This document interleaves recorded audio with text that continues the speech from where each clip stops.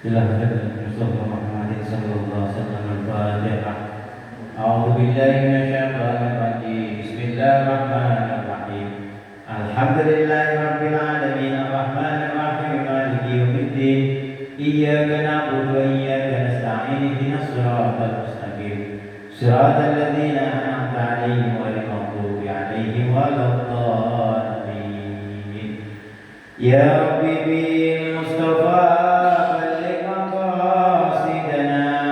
واغفر لنا ما مضى يا واسع الكرم يا رب بالمصطفى بلغ مقاصدنا واغفر لنا ما مضى يا واسع الكرم هو الحبيب الذي ترجى شفاعته لكل هول من الأهوال مقتحم يا رب بالمصطفى بلغ مقاصدنا واغفر لنا ما مضى يا واسع الكرم مولاي صل وسلم دائما أبدا على حبيبك خير الخلق كلهم يا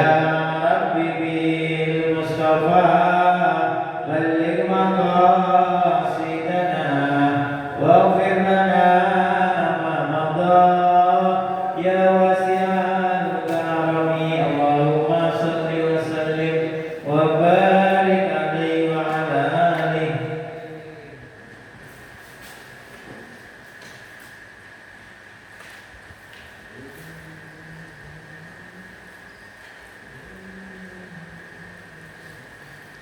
Bismillahirrahmanirrahim.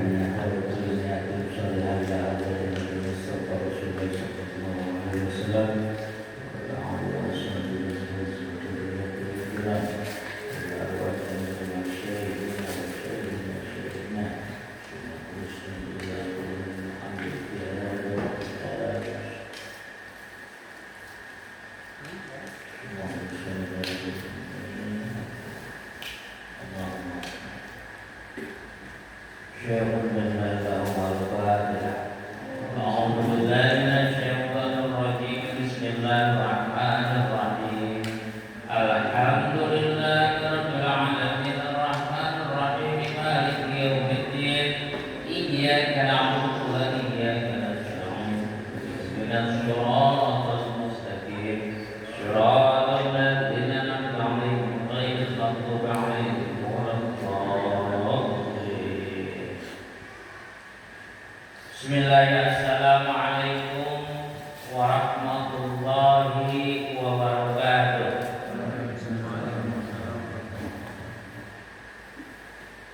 Alhamdulillah wa syukru ala ni'amillah la haula wa la quwwata illa billah.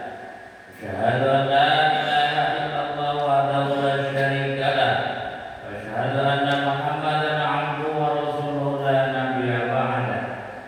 Allahumma shalli wa sallim ala sayyidina Muhammadin wa ala alihi wa ashabihi wa tabi'in wa tabi'in tabi'in lahum bi ihsanin ila yaumil qiyamah.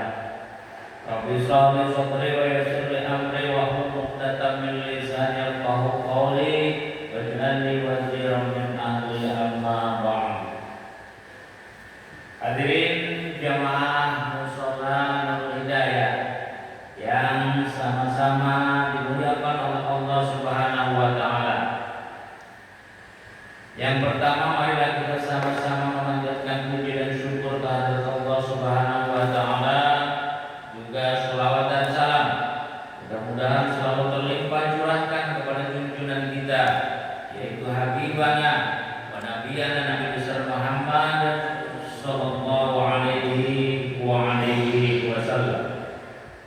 Hadirin jamaah yang dimuliakan Allah Subhanahu wa taala. Sebetulnya bahasan kali ini adalah masih dalam tentang Jumat. Namun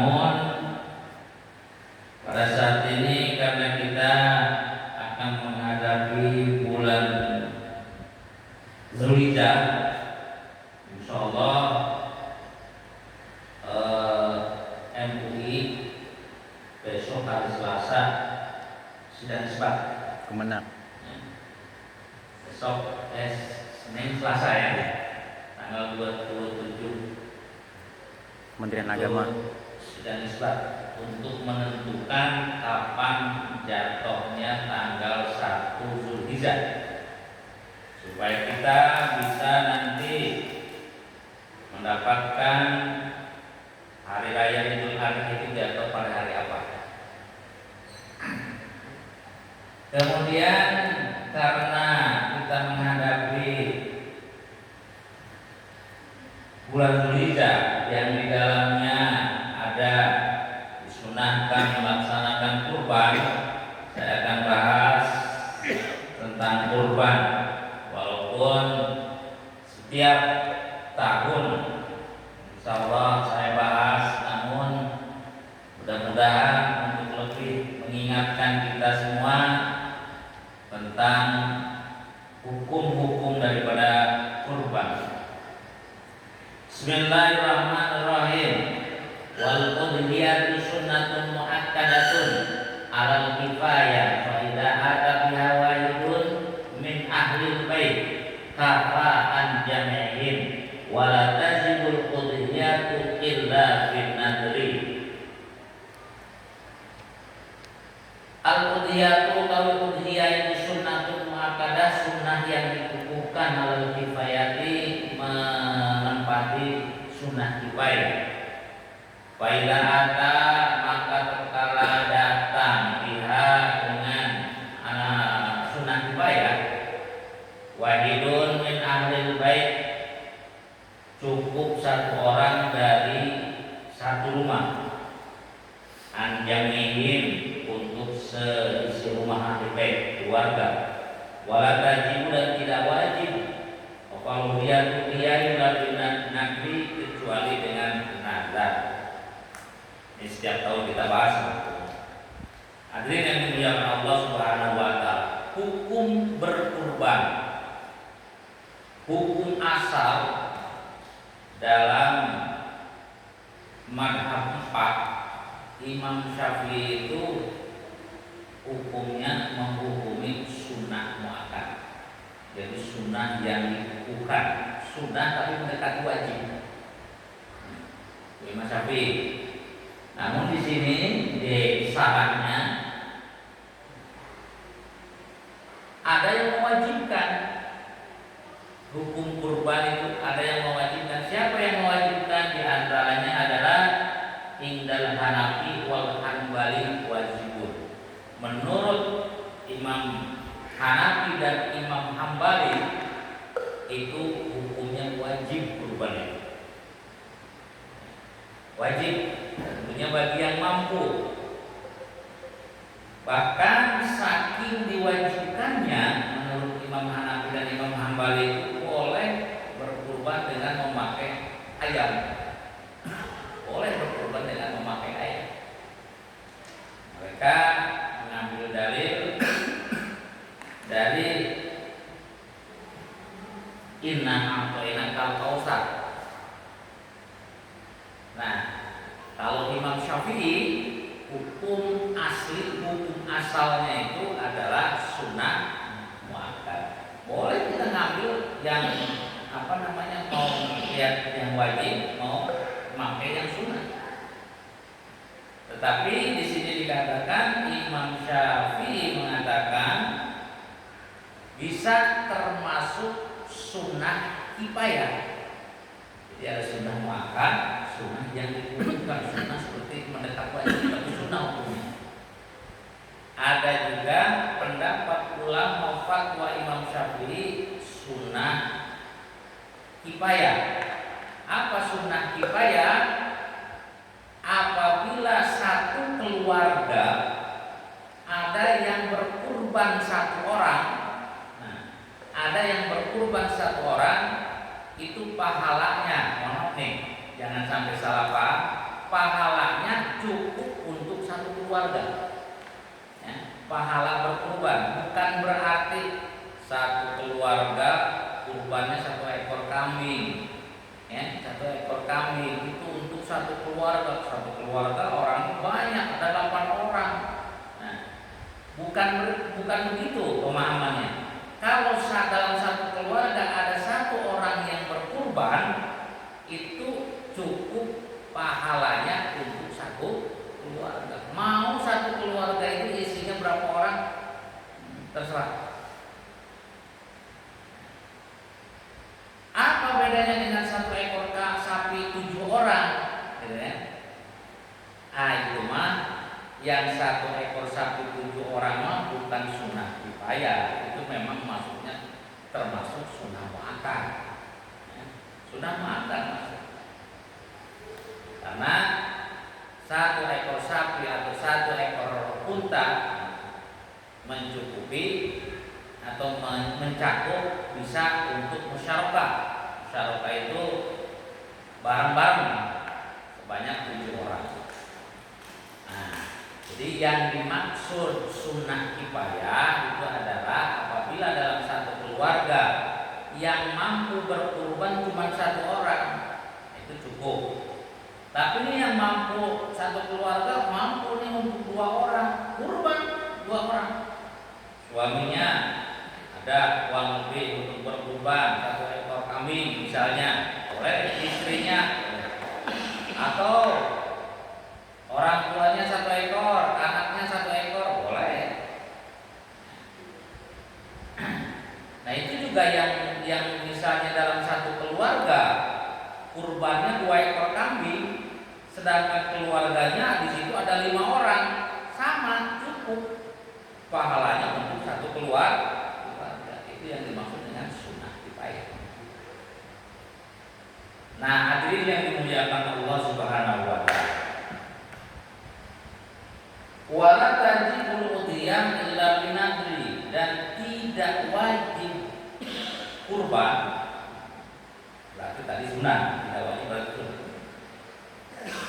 Jadi bisa menjadi wajib itu kurban binadri dengan nadar. Apabila bernadar ya sudah termasuk wajib. Sering saya sampaikan,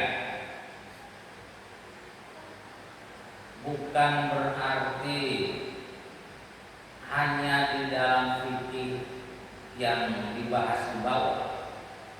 Kalau kita lihat wajibnya berkurban karena nazar, itu ada dalilnya. Dalam surat Asy-Syaffat kalau nggak salah, Nabi Ibrahim alaihissalam, memang ini menceritakan syariat Nabi Ibrahim, tapi adanya di dalam kitab Nabi kita, Nabi besar Muhammad SAW, yang dikhususkan untuk semua umatnya, yaitu Al-Qur'an.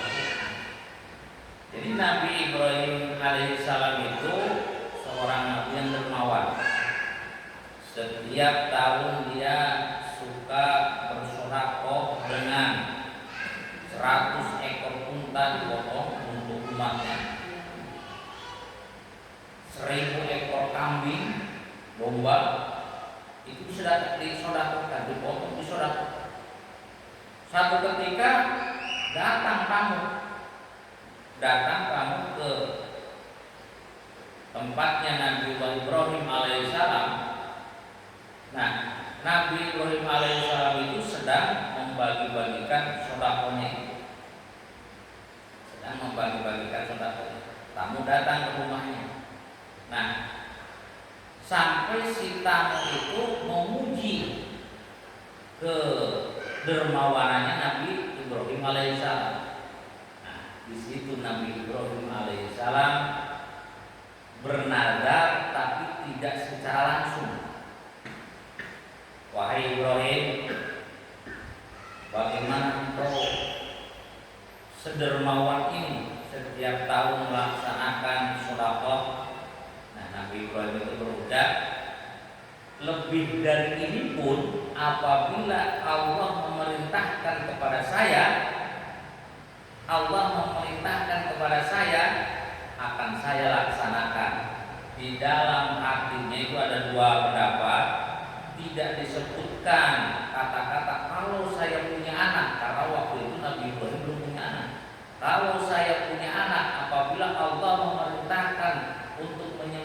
anaknya saya laksanakan.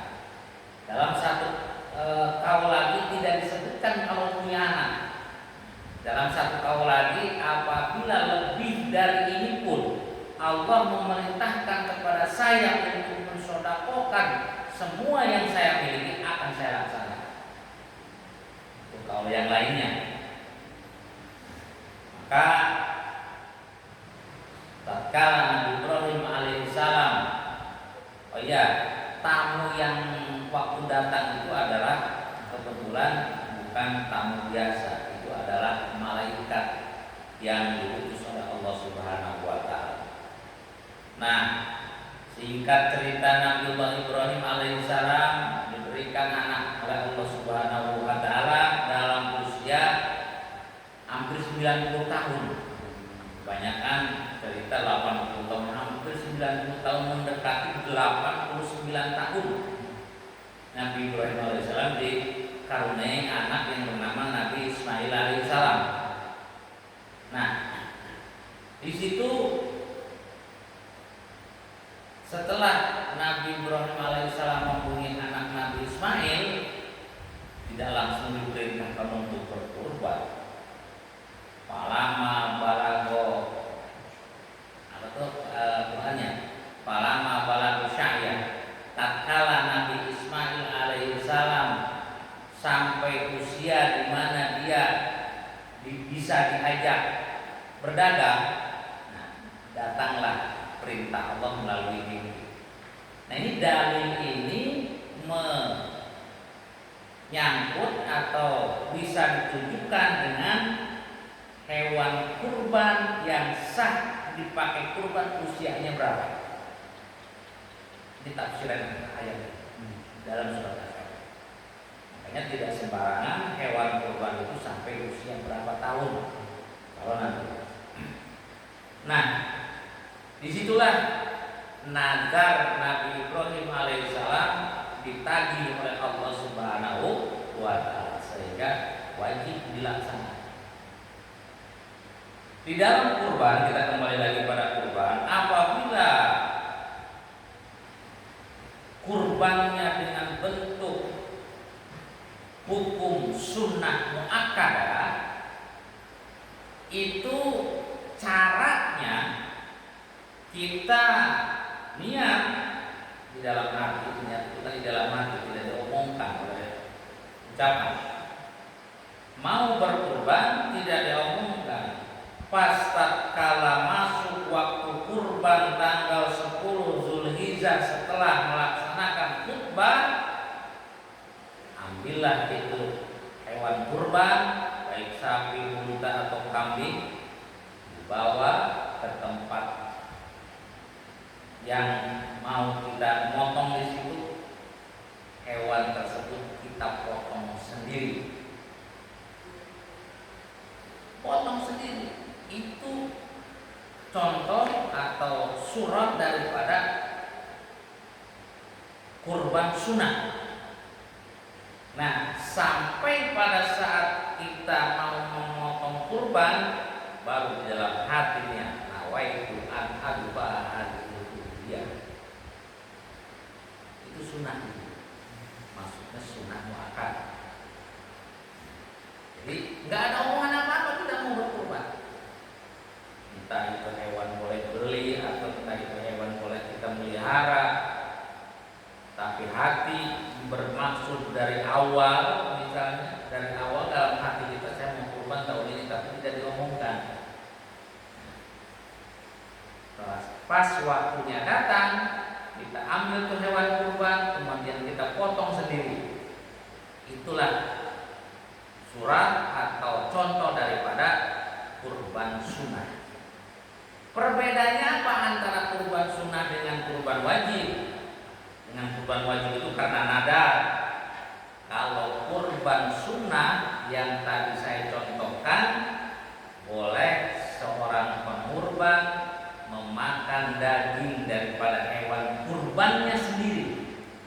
Memakan daging hewan kurbannya sendiri boleh, jangan lebih dari 1/3 daging kurban. Boleh tuh kalau seperti itu misalnya kita kurbannya kurban sunnah nih contohnya. Nah setelah kita motong tuh, terus dibersihin sendiri, ambil dua paha, misalnya pahanya itu dua, itu ada sepertiga daging kurban, ada, boleh dimakan sendiri, konsumsi sampai habis, boleh, nggak apa-apa. Jangan lebih dari sepertiga. Jadi yang 2/3-nya dibagikan. Nah, bedanya dengan yang wajib, yang nadar tadi, kalau yang jatuhnya wajib atau nadar tidak boleh memakan daging hewan kurban sendiri. Kalau yang wajib tidak boleh. Itu merujuk kepada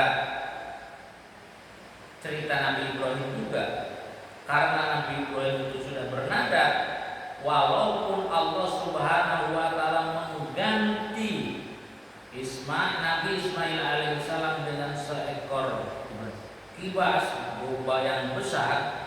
Nah, dalam hati Nabi Ibrahim, saya nggak tega memakan hewan kurban. Jadi nggak boleh, karena dia wajib, nggak boleh memakan daging kurban sendiri. Tapi kalau orang lain yang kurban, boleh kita makan. Makanya kan kita udah tahu lah, kalau kita kan dioplos gitu, kalau daging kambing, ya, kambing atau domba, nah, itu dioplos supaya yang kurban itu tidak makan daging hewan sendiri. Adapun misalnya kambing saya mah gede atau kambing saya mah kecil, kambing saya mah gede takutnya paha yang kecil misalnya, itu mah ya, maklum namanya juga manusia. Tapi kalau dia benar-benar niat ikhlas, bahkan nggak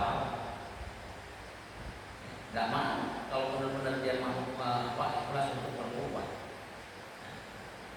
Lain untuk sudah dikurbankan, makan lagi lah, dibagi lagi. Tapi boleh juga makan daging kurban, tapi dari pengurban yang lain. Itu perbedaan. Yang lebih dalam perbedaannya, kalau hewan yang sudah dinadarkan untuk berkurban, apabila sebelum hewan itu dipotong mati, sebelum hewan itu dipotong mati, itu harus diganti.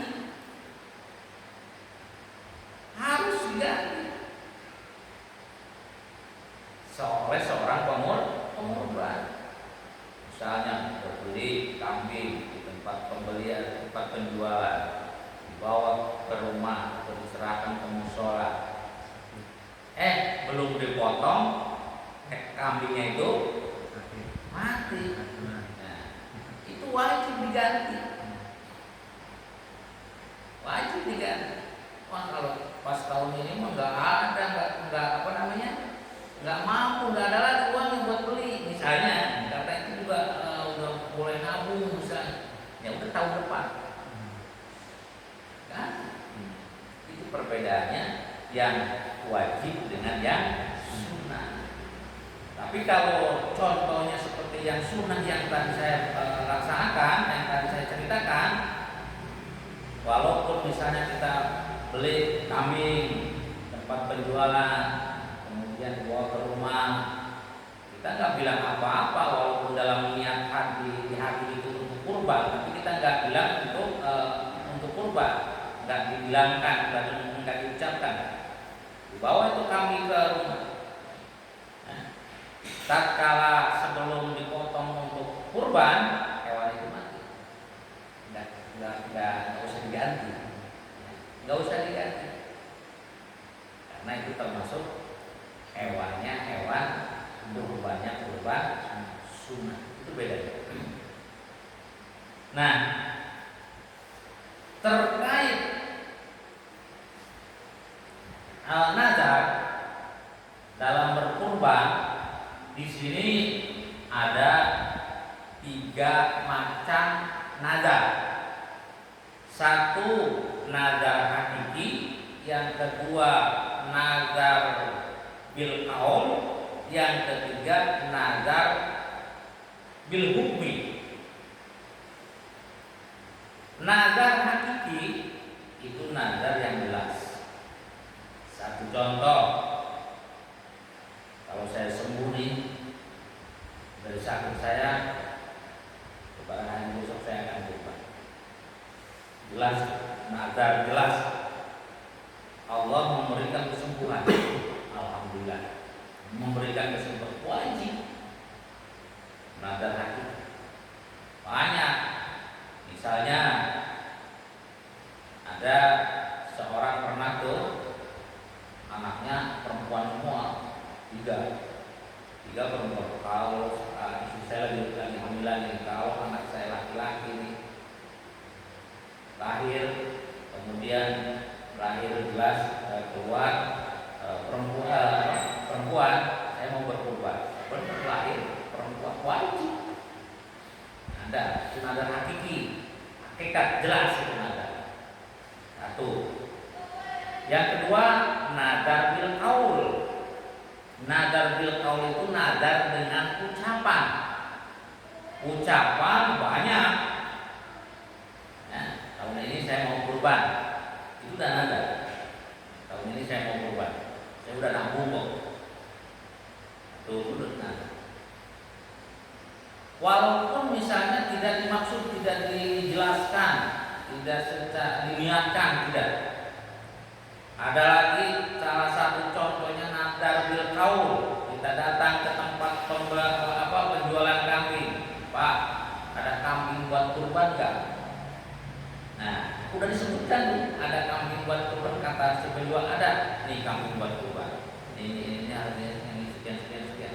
Ya udah saya mau yang ini. Ini pas buat kurban kan pas? Ya, usia bagus, cukup, kesehatan bagus. Udah. Itu juga termasuk nazar bil qaul. Nazar bil qaul. Ataupun kita punya, kita habis beli kambing dari sana, dari tempat penjualan beli kambing, bahkan tidak tidak ada ucapan. Cuma ucapannya begini, Pak, saya mau beli kambing yang kalau misalnya domba usianya 1 tahun lebih, atau misalnya kalau kambing Jawa atau kambingnya panjang yang usianya 2 tahun, ada, udah beli, nggak bilang dia untuk kurban, tapi dia tanda tanya doang atau ciri-cirinya aja. Saya beli domba yang usianya 1 tahun lebih. Nih, ya, terima kasih, bawa udah. Jam pokok dibawa pulang. Di jalan ada yang nanya karena momennya mau lebaran kurban. Pak, itu kambing buat kurban. Ya kan? Itu kambing buat kurban. Ya, buat kurban. Mengiyakan itu dan nazar. Nazar belum tahu.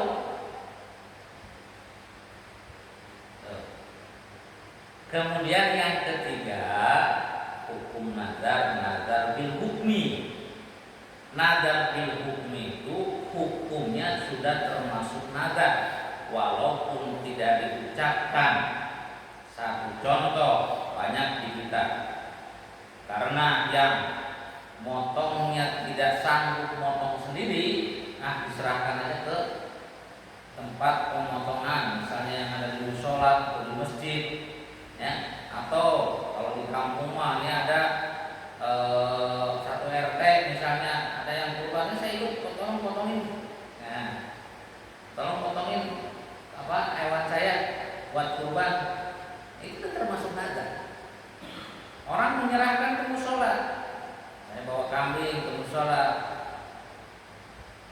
karena dia tidak mengucapkan itu kurban kambing itu buat kurban, nggak mengucap, Pak, saya mau nitip kambing nih, tolong dipotongin. Sudah jelas panitia itu adalah panitia kurban. Nah, sudah jelas panitia itu panitia, berarti dia nitip kambing pada saat itu tidak disebutkan untuk akikah, tidak disebutkan untuk yang lain, berarti untuk kurban. Nah, itu sudah termasuk nazar hukumnya ada. Jelas Pak ya?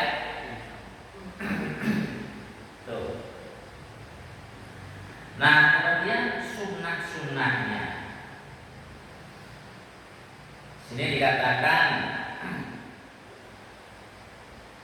di antaranya wa yusannu liman yuridu at-tadhiyata alla yuzila sa'rihi wa dhufrihi fi asaril rizal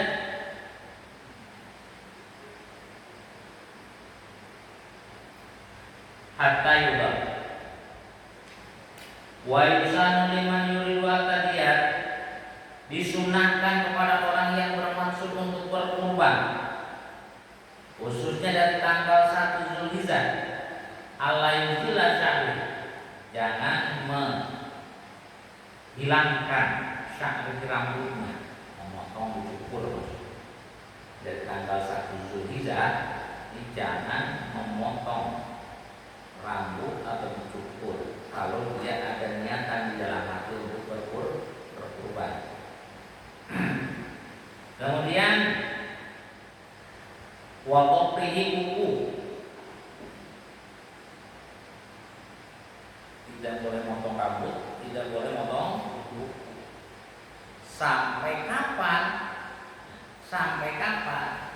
Sampai waktunya disunahkannya melaksanakan penyembelihan kurban. Kalau penyembelihan kurban itu dilaksanakannya pada tanggal 10 Zulhijjah, sampai kambing itu dipotong atau hewan kurban itu dipotong.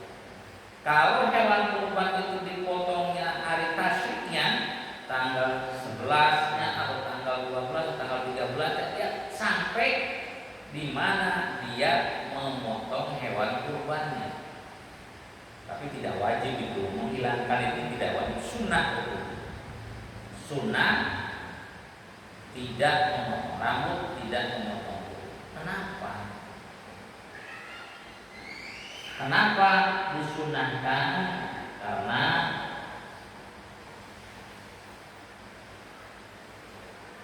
Nabi Muhammad SAW itu pernah mengatakan kepada Siti Fatimah, itu suruh menyaksikan pada saat memotong hewan kurban, pada saat tetesan darah yang pertama, sebelum itu darah itu nyampe ke bumi, itu diampuni dosanya seorang pengorban itu, baik yang sudah dilewati dan yang akan datang.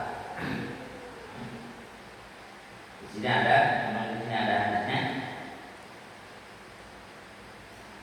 Fa'inahu bi awali qatratin min damiha yaghfiru laka ma salafa min dzunubika.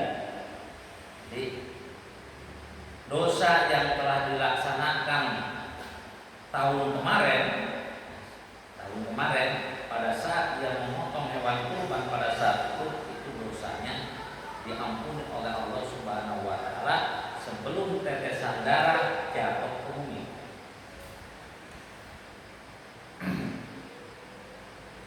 Itu. Jadi untuk mengampuni semua dosa yang ada di badan kita, dikhawatirkan rambut kita ikut pada saat kita melaksanakan dosa, kuku kita ikut pada saat kita melaksanakan dosa.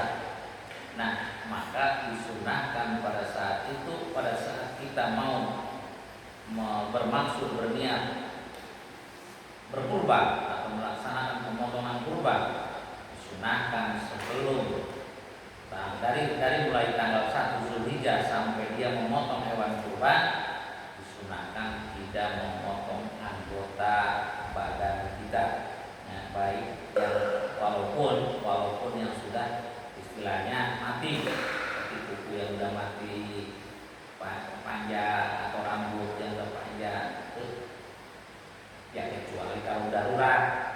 Nah, daruratnya kalau nggak dipotong, satu, kecuali darurat. Yang kedua, kecuali orang yang sedang umroh, sedang melaksanakan haji, ya, belum tahlul.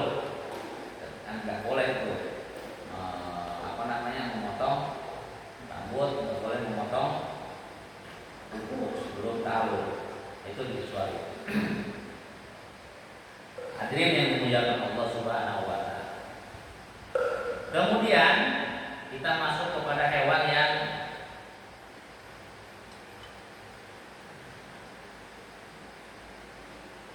cukup untuk berkurban. Wa yaji'u fi hajjada'atu minadh-dhani wa huwa malahu sanatun wa qa'ana fi thaniyah wa sunyatu minal ma'di wa huwa sintani wa qa'ana fi thalithah. Untuk hewan kurban yang sah, terutama di dalam usia, dan sudah saya singgung Nabi Ismail alaihissalam waktunya dikurbankan kapan? Kalau kambing, domba, jada'atu minadh-dhani, kambing domba tahu lah, yang bulunya tebal, itu usianya 1 tahun masuk ke 2 tahun. Kalau kambing Jawa, disebutnya kambing kacang, walaupun joglogannya gede, itu usianya harus 2 tahun masuk ke 3 tahun. 2 tahun masuk ke 3 tahun. Nah ini. Jadi sebetulnya kalau dilihat dari situ masuk lebih baik mana? Bukan lebih baik, lebih cukup mana? Cukup kambing domba 1 tahun aja lewat, 2 tahun, 1 tahun lewat masuk ke 2 tahun udah masuk. Tapi kalau kambing Jawa, kambing kacang itu belum. Nah, dilihat dari segi umur hewan kurban, ada pendapat yang membolehkan hewan kurban itu di atas 6 bulan, terutama domba. Ada yang membolehkan itu. Bahwa apa yang saya hormati, jadi begini maksudnya. Saya sudah baca beberapa kitab. Hewan kurban yang sudah sah dikurbankan dalam segi umur, dalam segi usia, itu sebetulnya si hewan kurban itu masuk usia balik. Si hewan kurban itu masuk usia balik. Kita nggak tahu kapan hewan kurban itu balik. Ya, manusia umur 15 tahun, baik laki-laki perempuan, masuk waktu usia balik. Laki-laki perempuan di bawah usia 15 tahun kalau dia sudah ihtilam atau mimpi jima, usia 12 tahun, usia 11 tahun sudah mimpi, itu juga sudah balik. Perempuan usia 10, 11, 12 tahun sudah keluar darah haid, walaupun belum usia 15 tahun, itu juga sudah balik. Nah, hewan terutama kambing dan domba itu usia 6 bulan, 7 bulan, 8 bulan itu jarang yang usianya sudah balik. Sama seperti manusia, hewan itu mimpi juga. Hewan itu mimpi juga, cuma kan kita nggak bisa memastikan bahwa hewan itu adalah sudah balik atau belum di usia 6, 7 bulan, 6, 7, 8 bulan. Tapi sudah jelas usia 1 tahun untuk kambing domba itu sudah masuk usia balik, berarti sah untuk dikurbankan. Kambing kacang masuk usia 2 tahun, sudah usia 2 tahun masuk ke 3 tahun, itu sudah termasuk. Paham ya? Maksudnya si hewan kurban itu udah usia balik. Kalau 2 tahun lebih 1 bulan gitu ya, kan? Boleh. Ya. Boleh usia 1-2 tahun lewat 1 minggu juga tidak apa-apa. Cuman masalahnya kan masa kambingnya atau domba itu harus punya KTP. Nah itu. Nah, di sini tentunya terus terang dalam segi harga bisa menentukan. Saya baca dalam kitab Majmu' Imam Nawawi itu dari segi harga hewan kurban itu lebih mahal yang dicari. Ya, itu yang dicari. Karena apa? Sudah pasti dia sudah masuk syarat. Bahkan ada perbandingan dalam kitab itu. Di sebuah desa, di kampung, misalnya kambing di sana walaupun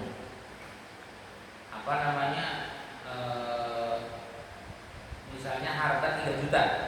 Kalau di kampung itu karena harganya masih murah, dapat 2 ekor kampung. Sedangkan kita tinggal misalnya di sini, kalau di sini 3 juta cuma dapat 1 ekor. Itu lebih baik mana? Lebih baik yang 3 juta dapat 1 ekor. Dalam kitab Mazmur itu ada. Jadi dari segi harga itu bisa. Nah, kalau kita tanya kepada penjual, boleh. Berarti tanggung jawab dia. Mbak, ini usianya udah berapa? Udah cukup nggak? Kira-kira 1 tahun lebih. Kalau kambing domba, kalau kambing jawanya ada usianya 2 tahun misalnya. Walaupun kita nggak mengucapkan untuk berkurban, Mbak, ini kambing usianya udah 2 tahun dah. Tapi ini domba usianya udah 1 tahun lebih nggak?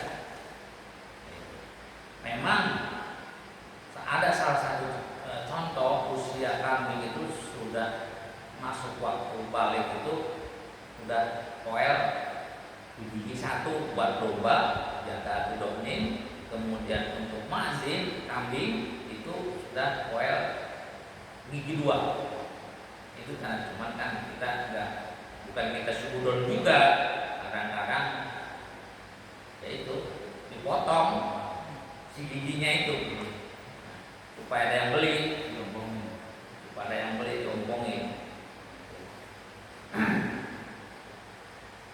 Itu. Jadi untuk kambing dan untuk domba itu 1 tahun masuk ke 2 tahun. Untuk kambing Jawa atau kambing kacang itu usia 2 tahun sampai masuk ke 3 tahun. Pak Ustadz, ini itu kan orang jualan itu kan kumpulan dari beberapa pemilik ya Pak.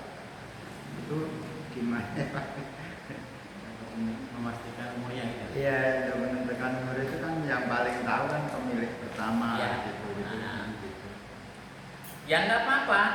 Makanya kita kalau memang benar kita awam tentang hewan kurban, hewan yang usianya sudah mencapai segitu, boleh kita nanya kepada si penjual. Boleh. Cuman itu pun kita sambil melihat kambing atau hewan kurban tersebut. Misalnya ini sudah cuma 2 juta. Nah, misalnya harga kambing 2 juta kayaknya agak ragu-ragu.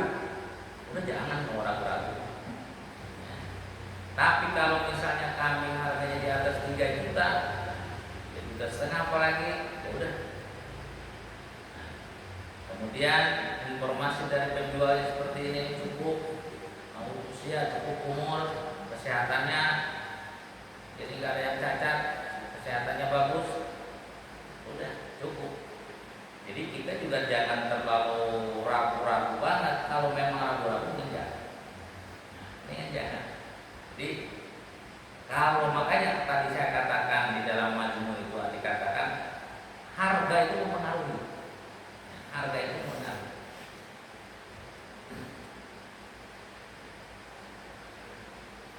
Nah, kemudian untuk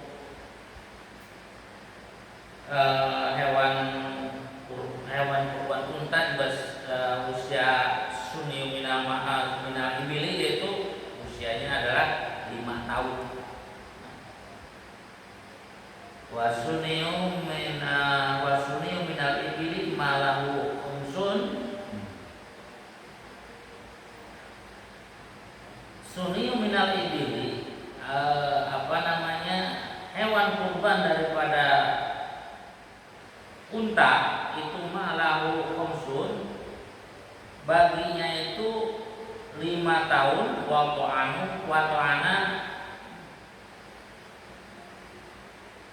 Visa masuk ke 6 tahun, 5 tahun. Entah.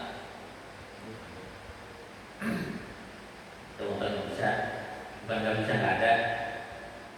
Kemudian sapi, wasumnya minal baqari ma lahu sintani wa mu'anaqil thalitha. Sapi sama dengan kambing Jawa. Jadi usianya 2 tahun masuk ke 3 tahun. Sapi.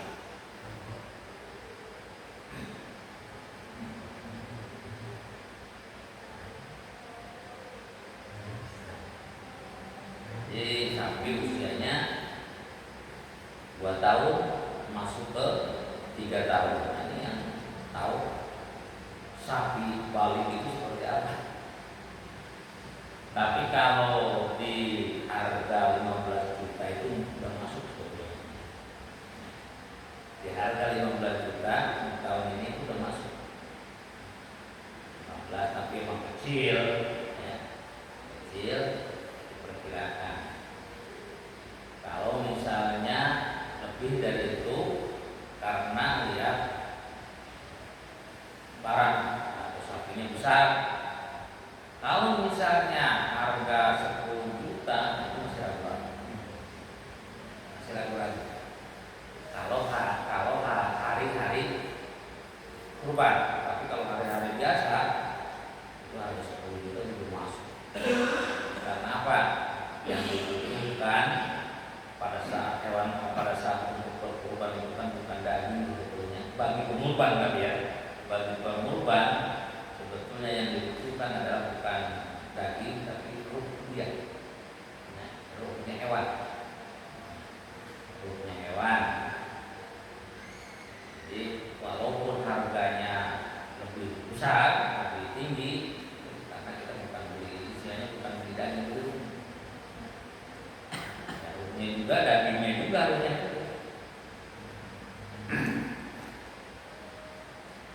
Hadirin yang dimuliakan Allah Subhanahu wa taala. Wa tazibu al-banatu an syab'atin istawqu sudah fi tahyadiha wa tazibu al-baqara an syab'atin adzalik. Mencukupi 1 ekor unta untuk 7 orang, begitu juga dengan 1 ekor kambing untuk 7 orang. Wa tazibu al-baqara an syab'atin adzalik. Jadi mencukupi 1 ekor sapi juga untuk 7 orang. Watajiu syatu an syaksin, dan mencukupi 1 ekor domba itu untuk 1 orang. 1 ekor domba itu untuk 1 orang. Tadi yang diceritakan untuk 1 keluarga itu pahalanya untuk 1 keluarga cukup.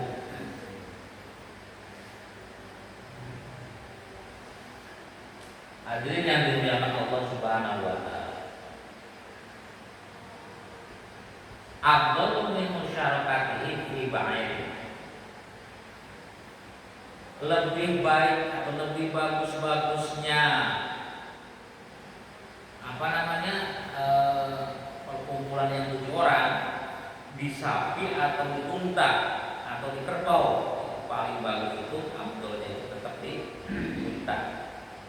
Jadi 1 ekor unta dengan 1 ekor sapi itu lebih baik 1 ekor unta untuk 7 orang, walaupun sapi itu untuk 7 orang.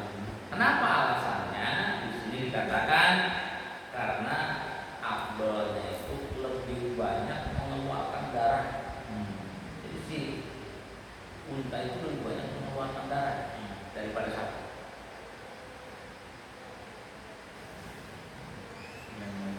Wa afdalu anwa'il udhiyah.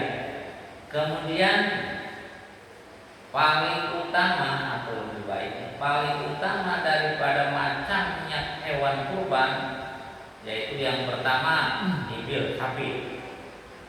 Yang kedua baqarun, sapi. Yang ketiga ghanamun, kambing domba. Ini yang ukuran lebih utama hewan yang dikurbankan. Yang pertama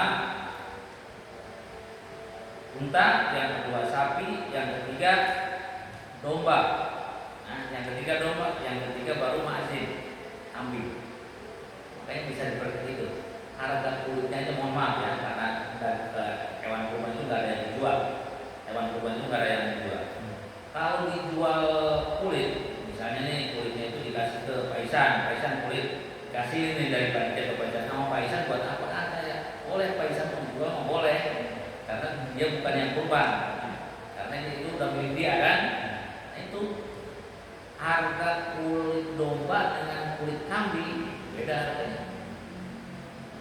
Misalnya kalau kulit domba itu dihargain 10.000, kalau kulit kambing dihargain cuma 5.000 satu lembar.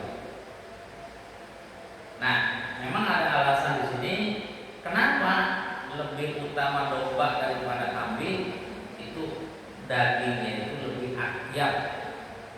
Nah, kalau lebih akyab itu lebih baik dan harum wangi dagingnya. Kalau daging kambing itu artolun, artinya dagingnya itu agak basah. Itu dari segi daging. Dari segi daging unta, daging sapi, daging domba, kemudian daging kambing. Dari segi warna, nah, jangan seperti makan aja. Dari segi warna yang paling bagus warna apa?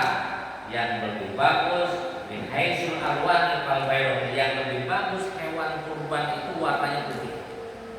Sapi warna putih, domba putih, unta yang warnanya putih. Yang kedua, syofau agak kuning, yang kekuning-kuningan.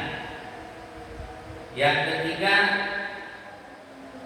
al-alfau, abu-abu keputihan. Al-alfau itu warna abu tapi ada putihnya. Yang seterusnya, al-hamra'u, merah.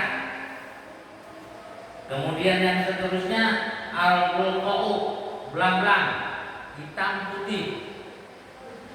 Hitam putih, makanya kalau yang tahu itu kan sapi perah itu kan hitam putih warnanya ya. Iya. Sapi perah itu dagingnya kurang ini, tapi kalau susunya dia enak. Makanya itu dari segi warna itu mempengaruhi. Kemudian yang terakhir ya istilahnya bukan paling jelek sih, yang terakhir dari segi lebih utama itu adalah apa namanya, asyauda, hitam. Ya, kalau bisa jangan milih yang hitam. Ya, kalau bisa, kalau ada, kalau nggak ada sih nggak apa-apa. Jadi yang dimuliakan Allah Subhanahu Wa Taala masuk banyak. Mau diteruskan apa? Kemudian kita agak singkat aja. La tajiu fi lohaya ahadwa al-awra'u. Tidak cukup hewan untuk dikurbankan yang pertama. Jadi hewan yang ada cacat, misalnya satu cacatnya itu adalah al-awra'u, matanya picek. Mata picek aja mempengaruhi ya. Mata picek atau apa namanya, walaupun sebelah. Matanya picek walaupun sebelah. Kemudian walaupun piceknya itu wa in baqiyat al-hadaqah fil asab, walaupun picek tapi ada apa namanya, hadaqah itu hitam-hitamnya mata, hitam-hitamnya itu ada kelihatan, walaupun kelihatan sedikit. Ada hitam-hitamnya ada, tapi memang hewan itu jalannya miring gitu. Walaupun seperti itu tidak cukup. Nah, alasannya banyak kelamaan. Kemudian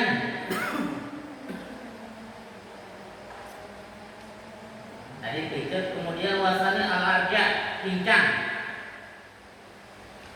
Hewan yang pincang, al-bayinu yang jelas pincangnya. Walau kana husul al-jilah inda ittijariha litadhiyati biha bisababi ittirobiha. Walaupun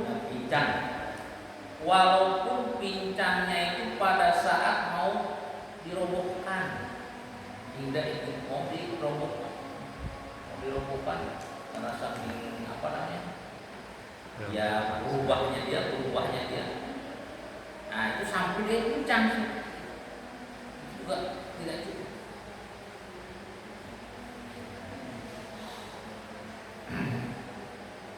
Yang ketiga al-marid wa al-bayinu maradha.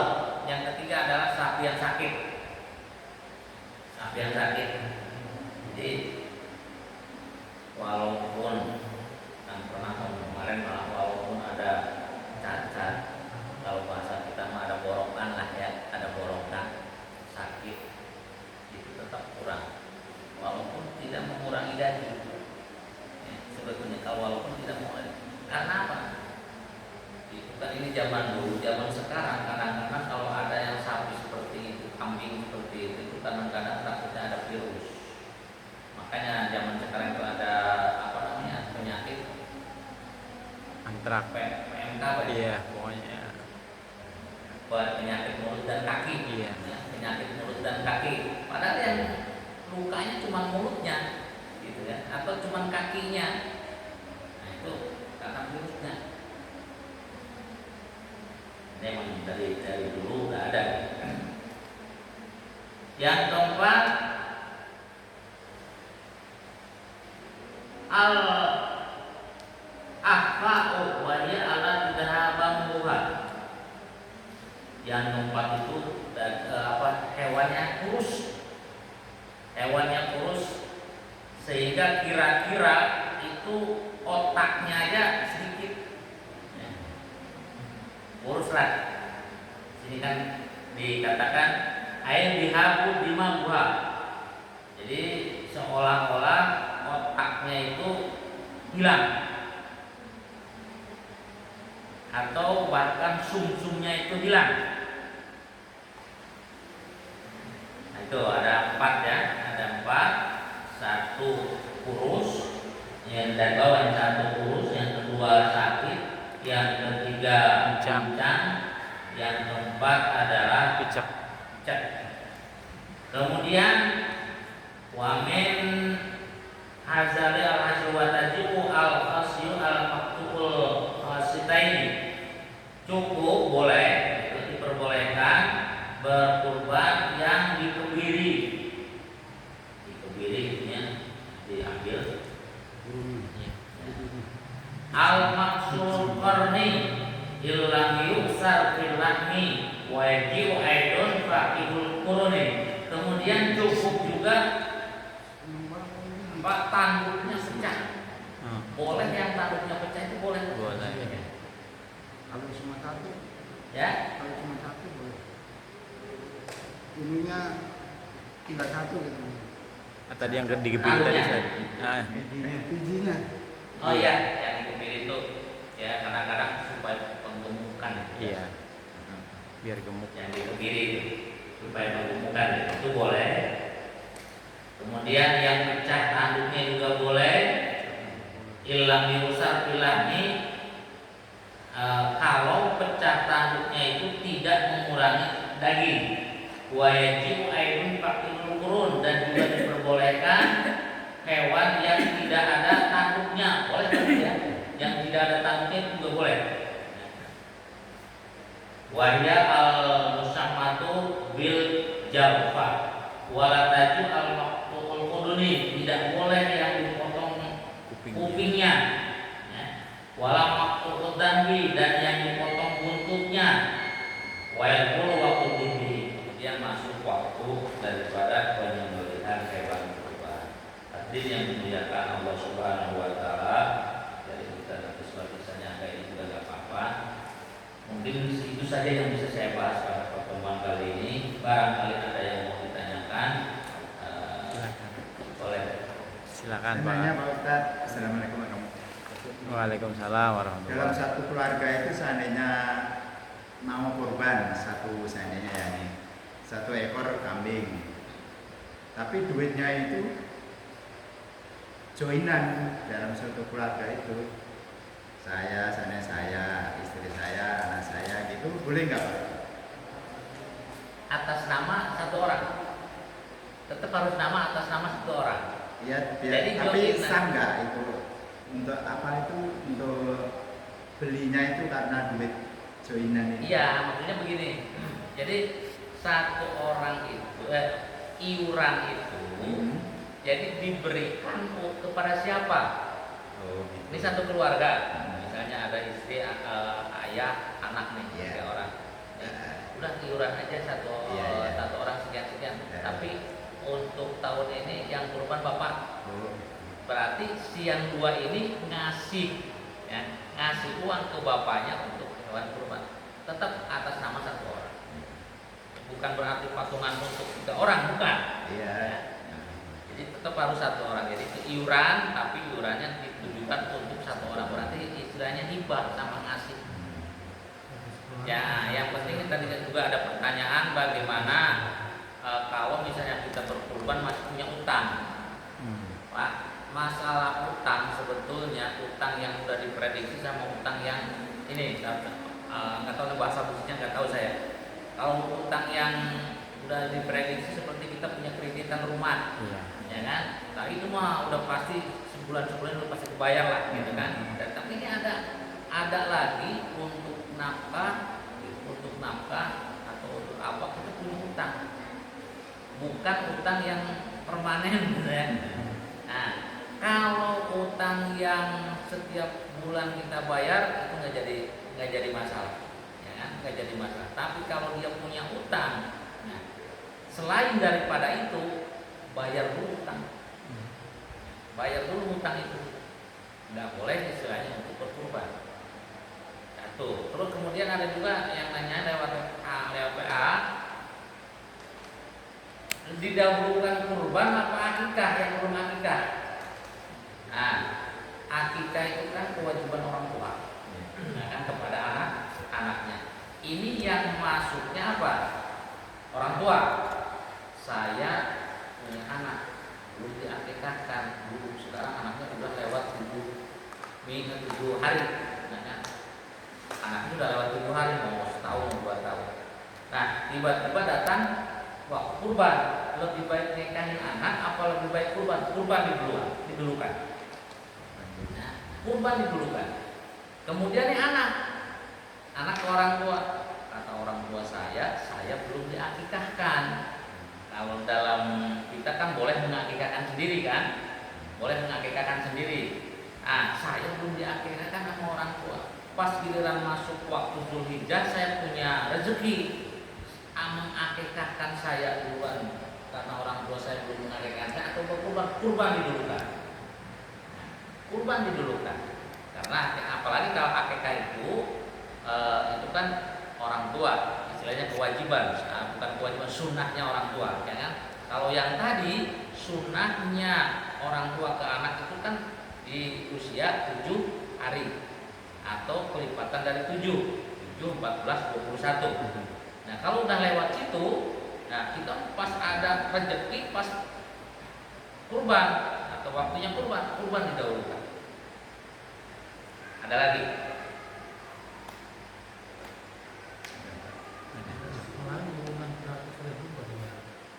Apa? Kalau di sekolahan urunan korban 100.000. Oh.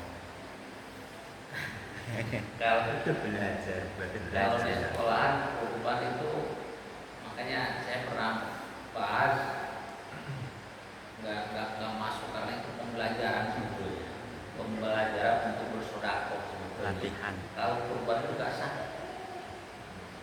karena untuk siapa kurban itu? Untuk Kurban itu harus atas nama, makanya kurban itu harus ada niat. Iya. Kurban itu harus ada niat. Maka sunnahnya kurban yang tadi saya katakan itu nawaitu an adba adil udhiyah, yang masuknya waktu masuk kurban sunnah itu pas waktu ngomong kita niat nawaitu an adba adil udhiyah. Makanya kalau yang iuran 25.000, 30.000, 100.000 misalnya di sekolahan kan termasuk kurban, termasuk sedekah. Udah ya? Itu aja, mudah-mudahan ada manfaatnya. Wallahu a'lam bishawab. Wallahu muwaffiq ila aqwamit thoriq. Wassalamualaikum warahmatullahi wabarakatuh. Waalaikumsalam warahmatullahi wabarakatuh.